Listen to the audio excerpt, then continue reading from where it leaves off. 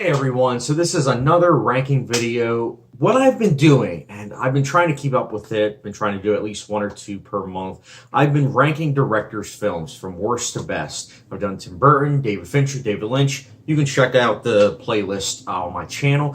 This one is about Paul Thomas Anderson's films ranked worst to best. Now, I'm not counting any music videos, short films, documentaries. I am talking about feature-length films. 8 of them specifically, and that is 8 to 1, with 8 being his worst, number 1 being his best, and of course, in my opinion. So let's get started. Number 8 is his first film, and that is Hard 8, which is kind of ironic because it's in 8th place. But Hard 8 was his first film, and it stars, of course, Philip Seymour Hoffman, Gwyneth Paltrow, and it's a solid film. I enjoyed it. This was actually his last film of his that I saw. It was a solid film. I can see where he progressed as a director. Like, if you watch this film and then his number 1 film, which, again, I'm not going to reveal, he's really changed a lot as a director. Like, he's grown organically. And I'll get more into that at the end of my review. But Hard 8, it's a rock-solid film. It's a film that you probably haven't heard of, other than the fact that it's Paul Thomas Anderson's first film. And on those merits alone, it's worth a watch. I'd recommend it. Number 7 is his most divisive film. I'm in the middle. It's a solid film to me. But this is a film that I know people that hate it, and I also know people that love it, and that is Inherent Vice.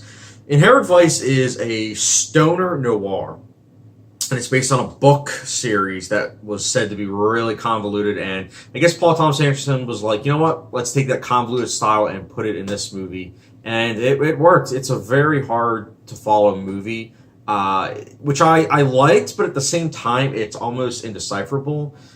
And I get that that's the point, but that's why I'm not like, oh, it's a masterpiece. But at the same time, I'm able to appreciate it for its style, for the acting. Joaquin Phoenix is incredible in the lead role, as well as the other A-list members of the cast, and there are many. It is a bit too long, in my opinion, but it's still worth a watch. It's a rock-solid film, and his style does ooze out of it.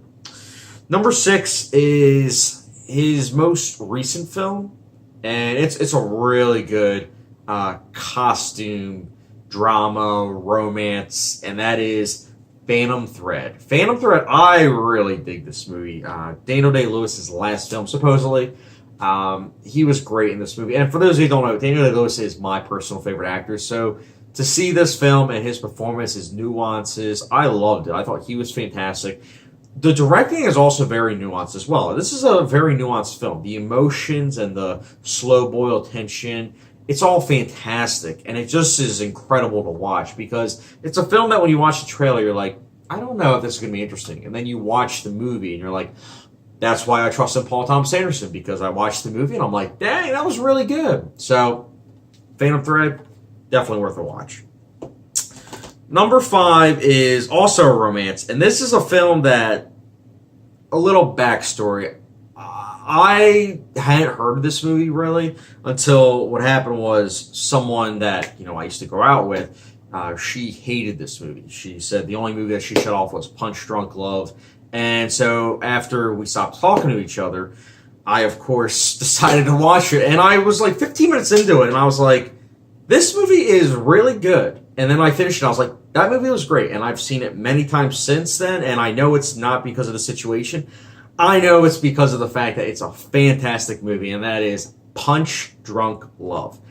How can you not like this movie? I'm just throwing it out there. How can you not like this movie? Like, this is just one of those movies where you just kind of realize Adam Sandler is in an art house film.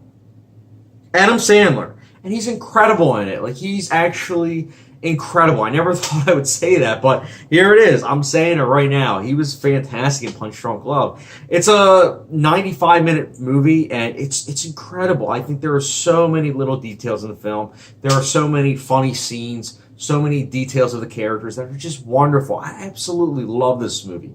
PunchDrunk Love, highly recommend it. Next up, that was obviously my number 5. My number 4 is, I saw this shortly after PunchDrunk Love, and it floored me. It really, really floored me. It hit me hard. And that is number 3, my mistake, number 4, Magnolia. Magnolia is a 3-hour and 8-minute epic. There are so many characters, so many storylines that are interwoven, And it's incredible. Like the 90s, that was the time to have a lot of characters, an ensemble cast, all go about their stories and moments as they interact and are interwoven. And I love it. I think Magnolia is one of the best of the bunch, honestly. I think it's a film that it's ambitious in its nature and it actually succeeds in its ambitions. And how often can you say that about a film? Not often. Magnolia succeeds though, and I absolutely love Magnolia. Magnolia actually was almost in my number 3 slot. However, I can't lie. I've been thinking about my number 3 slot for a while now, and it's not because I hated it at first. No, I always liked this movie. It was the problem with, in retrospect, I liked it, but at the same time, I didn't fully appreciate it. But upon multiple viewings, I love this film. This is a fantastic movie. This is hands down an incredible film with some of the best performances of the 2010s I've seen, and maybe just in general. That's The Master. Also stars Joaquin Phoenix, Philip Seymour Hoffman, and Amy Adams. This is... How do I begin with this movie? It's a movie about The Cause, which is essentially about Scientology. And how often do you get a film about Scientology? Not often. So it's worth watching on that alone. But it's also the acting, the artistic merits, and the directing that the director goes to. The score by Johnny Greenwood is also fantastic. There's just a lot to like in this film. And it offers and rewards, I should say also, multiple viewings. And I love it when a film's able to do that, because nobody likes it when you rewatch a movie and you don't like it as much. But people do like it when you feel the need to rewatch a movie and you rewatch it and you get more and more rewards to it. And that's my number 3, The Master. I love that movie. My number 2 is, well, I said number 4 that not many movies got ensemble casting right. They're not as ambitious, or they're ambitious, but they're ambitious to a fault because it doesn't fully succeed. Magnolia I love, but there's a film I love more that was also an ensemble cast. It was also a Paul Thomas Anderson, obviously, 90s film, and that was Boogie Nights. Boogie Nights is, my goodness, it is why I go to the movies. It is art meets blockbuster filmmaking. It is the best of both worlds. It's an ambitious film with many different characters, an ensemble cast, cross-cut editing that works very effectively, long takes that are breathtaking. Like, people always jerk off to Goodfellas and whatnot, but you know what? I know that Goodfellas inspired this movie, but I love Boogie Nights more than Goodfellas. I like Goodfellas, don't get me wrong. Well, I absolutely love Boogie Nights. And I know that they're 2 different kinds of films. Well, not really 2 different kinds of films. They're different genre films, but they do have a lot of similarities. And I think Boogie Nights comes out on top for me personally. I love Boogie Nights. That's my number 2. My number 1, I believe, yeah, it was my first Paul Thomas Anderson film. And yeah, my number 1 is not only my first Paul Thomas Anderson film, but it's also the film that made me realize and kind of look for artistic things in movies. Because I remember when I was watching this movie, the first 15 minutes, it was very eerie. It was eerie, but there was like no dialogue. And at that point in my life, I was like, what, 16 when I first saw this? I never really saw a film like this before. Well, 2001: A Space Odyssey, but I didn't like 2001: A Space Odyssey during that time of my life. So this movie made me rewatch 2001: A Space Odyssey, ironically enough, and that is There Will Be Blood. There Will Be Blood is an utter masterpiece. I loved it from the first viewing, and consistently it's still that movie that I just absolutely love. As of right now, it's in my top 10 of all time. I think it's a masterpiece of filmmaking. And it was honestly one of the first films that really made me appreciate films as an art form. Like I was saying about 2001: A Space Odyssey. When I was watching this film, I kind of realized that 2001: A Space Odyssey inspired this film a lot in terms of trusting the audience with a lack of dialogue and a voice of visuals. And that's why after I saw this film, I decided to rewatch 2001: A Space Odyssey, and I gradually liked it more and more. Kind of like, well, all great art house films like The Master and, well, in terms of Paul Thomas Anderson films, The Master. Because every other film of Paul Thomas Anderson's I liked right away. Some of them I obviously loved, but There Will Be Blood will always be that film of his where I'm like, you know what? Fantastic movie. And it single-handedly has probably my favorite film line. I drink your milkshake. I drink it up. Like, you just can't get a line that's better than that, honestly. That is probably my favorite line of all time. I absolutely love it. And There Will Be Blood's my favorite Paul Thomas Anderson movie. Now, if this is your first time watching my ranking videos, what I like to do is, at the end of the ranking list, I like to talk about the director's style and everything.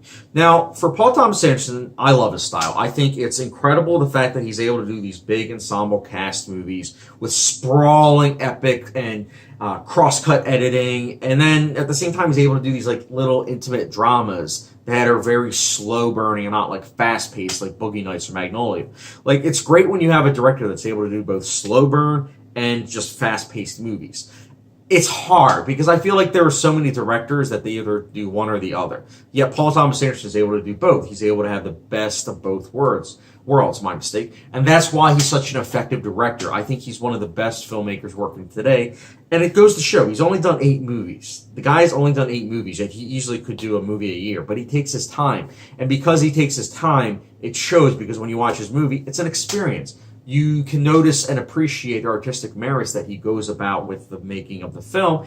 And I like that. I like it when a director is able to take his time and not feel rushed, because so oftentimes when a studio takes over or when a studio feels as though the director's not doing a great job, they take over and then the film isn't as good. And yet with Paul Thomas Anderson, I feel like every single one of his films, it doesn't feel like a studio film. It feels like he does his own films, almost like Kubrick, where he did his own films. And it shows because his vision is clearly shown. And I like that. I like it when a director is able to fully show his vision. And Paul Thomas Anderson, he does that. He's one of my favorite directors, and that's why 6-1 gets at least a 4.5 out of 5. Number 7 and 8 on the list, they get 3.5 out of 5. So his lowest film is a 3.5 out of 5. That's pretty impressive, I have to say. And that's why I think he's one of the best directors working today. But guys, enough of that exposition. What did you guys think of Paul Thomas Anderson's films? And if you have seen all of his films, let me know your ranking list from worst to best. And are you a fan of his? Do you not like his style? Do you think that he's pretentious? Let me know your thoughts in the comment section down below. And who else should I do ranking videos for? Let me know your thoughts in the comment section down below. And guys, as always, thank you very much for watching. Don't forget the subscription, notification bell, and I'll catch you guys later.